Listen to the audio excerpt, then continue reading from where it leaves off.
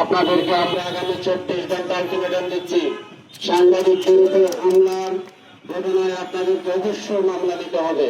আপনারা জানেন, আপনাদের সাথে ভারাক্রান্তির হৃদয় নিয়ে আজকে আমরা মানববন্ধনে দাঁড়িয়েছি।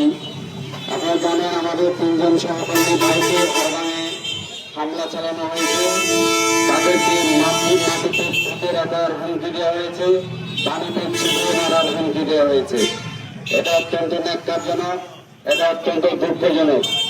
বিষয়টি আমি অবগত হওয়ার পরে আমি আমার সাংবাদিক বন্ধুদের সাথে যোগাযোগ করেছিলাম।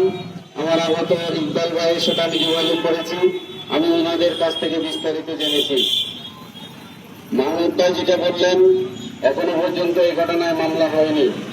আমি প্রশাসনের দৃষ্টি আকর্ষণ করে বলতে চাই, আপনাদেরকে আমরা আগামী 24 ঘন্টা আলটিমেটাম দিচ্ছি।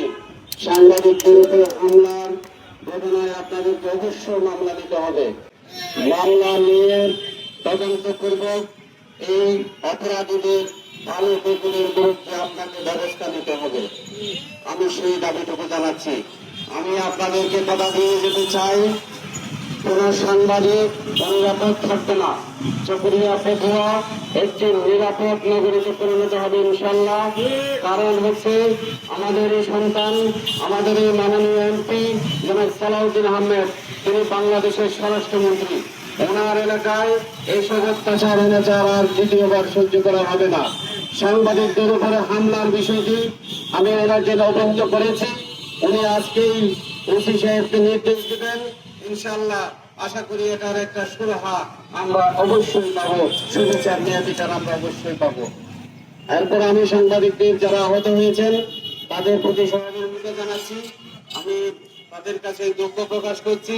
তাদের প্রতি এই যে অফিসারের ঘটনাটি ঘটেছে, সেই জন্য আমরা অত্যন্ত তীব্র নিন্দা ও প্রতিবাদ জানাচ্ছি। আমি সকল সাংবাদিক ভাইদেরকে ঐক্যবদ্ধ থেকে সাংবাদিকদের পাশে থাকার জন্য অনুরোধ জানাচ্ছি। এবং এই যে বালকেকু মাটিকেকু হামলাকারী সাংবাদিকদের উপরে চোখ রাঙানি, এগুলাকে আমি বলতে চাই, আপনারা সাবধান হয়ে যান। সময় আর বেশি দিন নাই। আপনারা এই অত্যাচার অবিচার করে এতদিন পার পেয়েছেন, এখন আর পার পাবেন না। ধন্যবাদ।